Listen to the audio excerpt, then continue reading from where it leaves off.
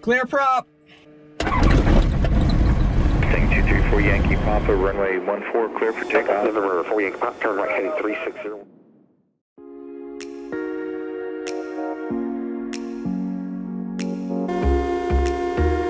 North Little Rock traffic, Sting 234 Yankee Papa, departing runway 5, southwest departure, North Little Rock.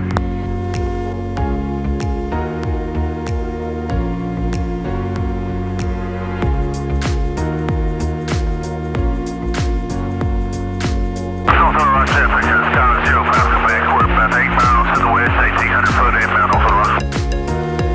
North Little Rock, Hotel Yankee is clear. Runway 35 on Alpha, North Little Rock.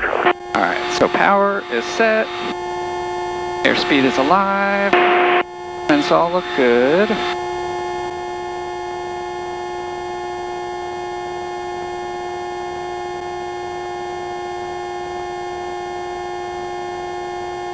Alright, flaps coming up, we'll climb out about 75.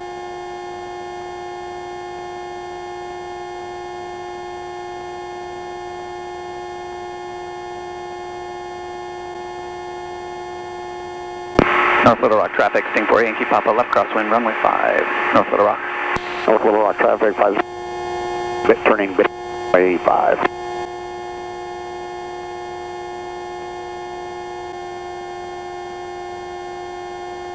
Little Rock approach, November 234 Yankee Papa. Number 234 Yankee Papa, Little Rock approach.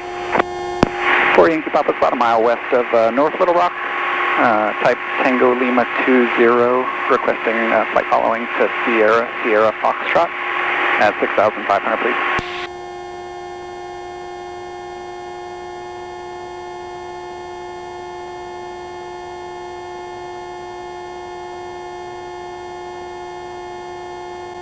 Number 4 Yankee Papa, squawk 5667, ident. 5667, 4 Yankee Papa.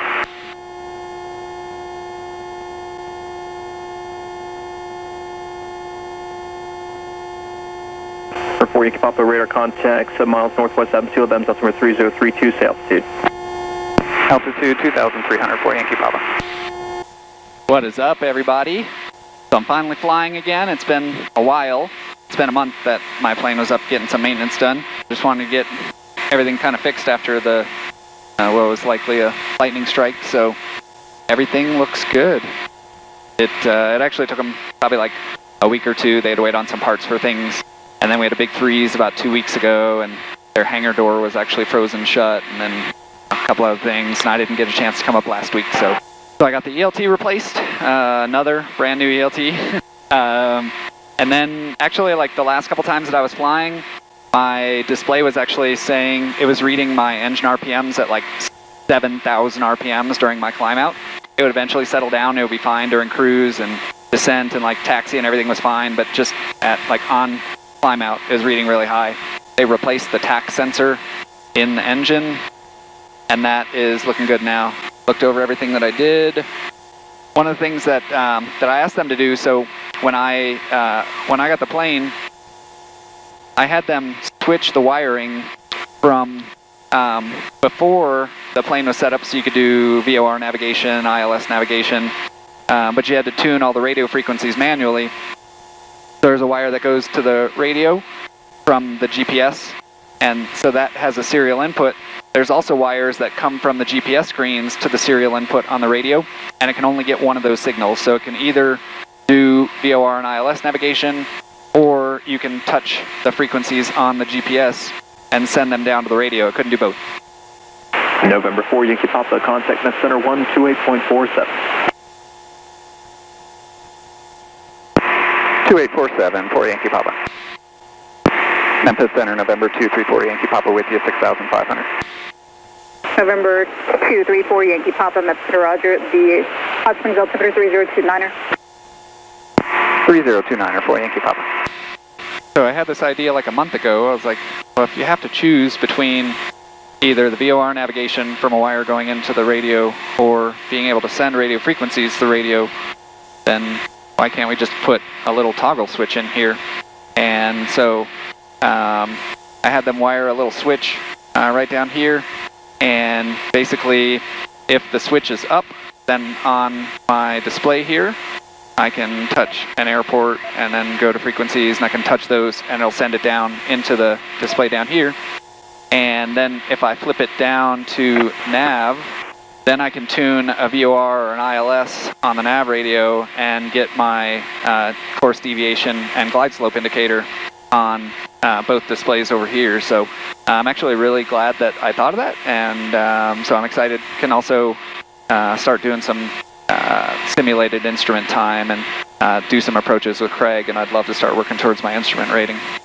Right now we are up at cruise. We're at 6,500 feet, 417 miles to go. I have about 3 hours and 45 minutes. I have a little bit of a headwind, mostly a crosswind right now. And then it looks like for most of the trip I should just have a crosswind. So Craig flew me up here in his Cessna 172, and we had like a 35 knot tailwind. We were doing like 155 knots ground speed in a Cessna on the way up. So it took like just over 3 hours to get there. So it's gonna take a little longer going back, but I got my jacket on, I got the vents closed, and I'll probably end up turning the heat on in a little bit too, just to try and keep warm. Yeah, I couldn't even remember all the work that Mark did over the last month. There was a coolant leak in like where the fitting actually went into the engine.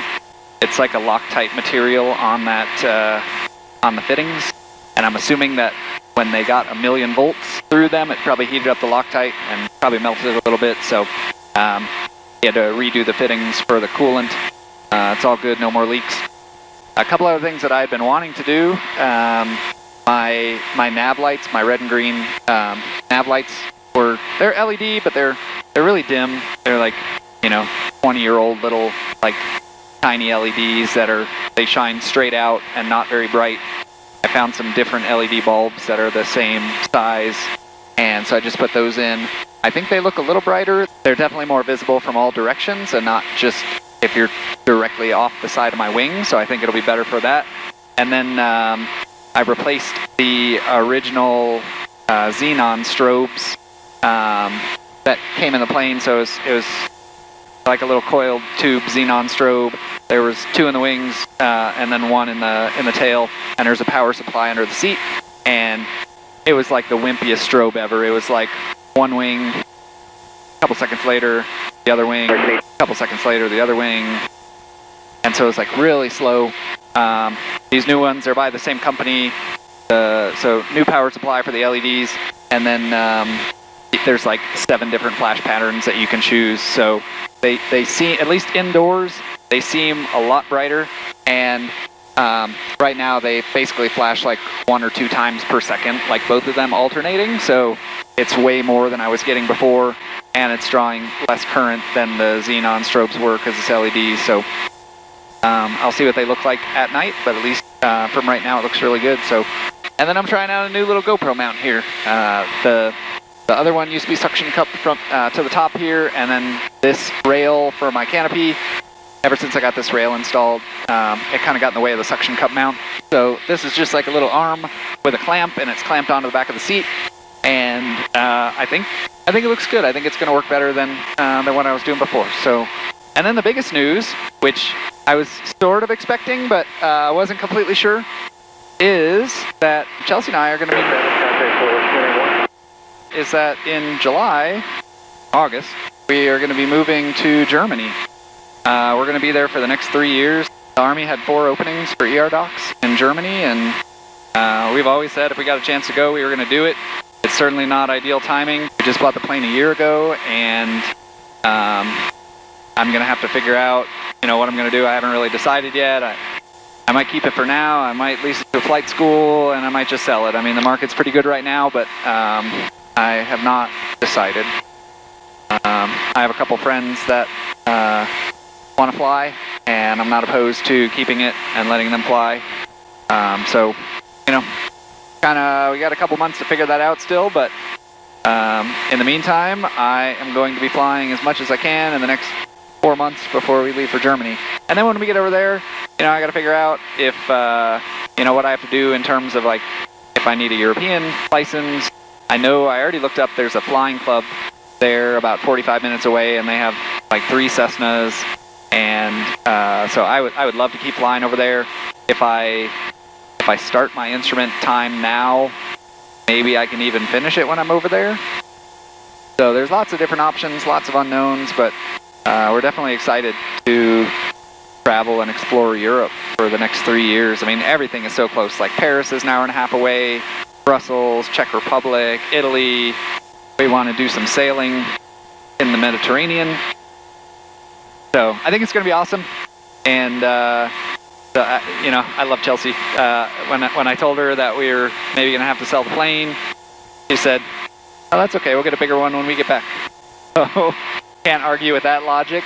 So if we do end up selling this, you know, we'll be gone for 3 years and I'll fly as much as I can and then, you know, move up to a 4-seater. And I would say like long-term plans, like within 5 or 10 years, I'd love to have a twin 6. I don't know if we'll make that jump right from this to a twin 6 in 3 years when we get back, but we'll see. We'll kind of see what everything looks like. So it'll be awesome. It'll be a great experience. It'll be good for us, and just trying to figure out what to do with the plane and everything in the meantime. And all of our stuff. I mean, we're just going to have to sell most of our stuff. Like, you know, we have a jet ski and a house, and I have lots of tools in the garage and stuff that I'm not going to drag over there. Even like, you know, cars are taking 3 months to ship over there on a cargo ship, and that's a long time to not have a car and be in a rental. So we may just sell our cars here and buy something when we get over there. So it'll be good. Hope to do lots of flying, make lots of videos in the next couple months, and take as many people flying as I can in the next few months. That's definitely what I'm excited about.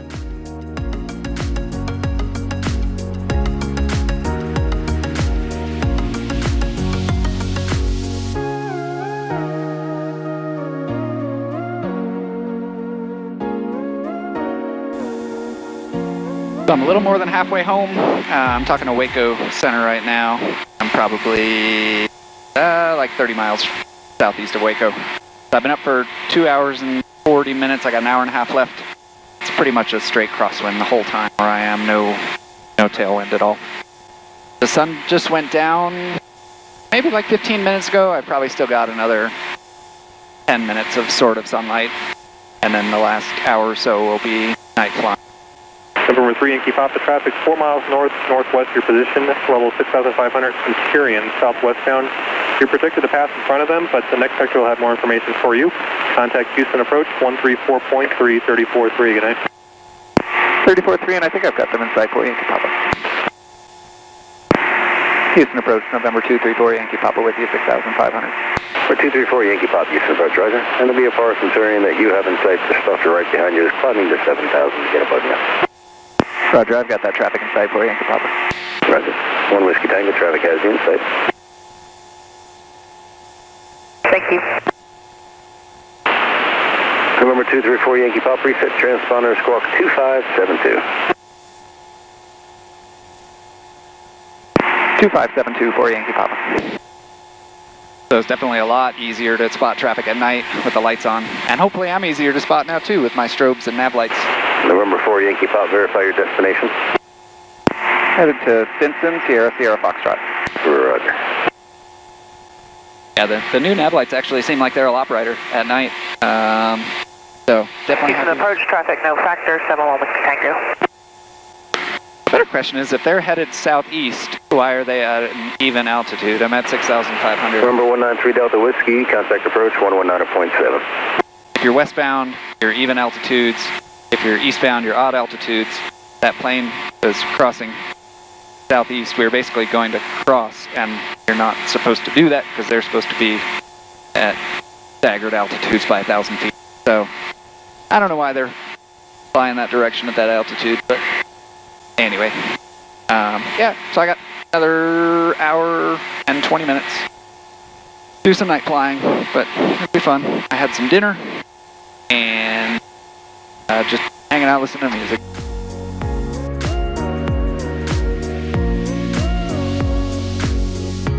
So we are just arriving in San Antonio. We are 12 miles from the airport. We're at 4 hours and 3 minutes from when we took off, so not too bad. We had a little headwind for the second half. It was like a 5-knot headwind, so Just going a little bit slower than I'd like to, but we're almost home. A lot of times it's hard to find airports at night, but I finally spotted the green and white alternating beacon. 92296, descend and maintain 6,000. Descend and maintain 6,000, 92296. Vincent Tower, Stinger 234 Yankee Papa with you with information pop-up for landing. Stinger 234 Yankee Papa, this is Star Roger, and a left downwind, runway 9er, altimeter 3029er. Left downwind for runway 9er for Yankee Papa. Autopilot off. Stinger 4 Yankee Papa, the traffic's at your 10 o'clock and a mile on the mile final. Traffic in sight for Yankee Papa. Stinger 4 Yankee Papa, number 2, follow that traffic, runway 9er, clear to land. Clear to land number 2, runway 9er for Yankee Papa. Star 468 Mike Alpha, number 2, your traffic's a Stinger on a mile final. Traffic in sight, 468 Mike Alpha for number 2 on runway 9er. 468 Mike Alpha, Roger, number 2, you runway 9er, clear to land. Clear to land, runway 9er, 468 Mike Alpha. Says 4661 Quebec, make left traffic. Left traffic for Cessna 461 Quebec.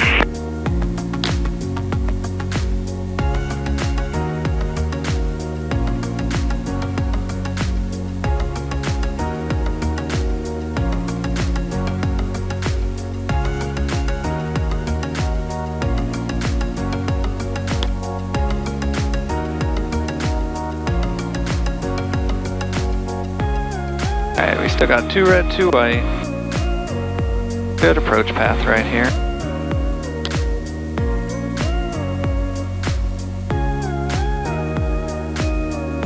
We're at about 65 knots, 60.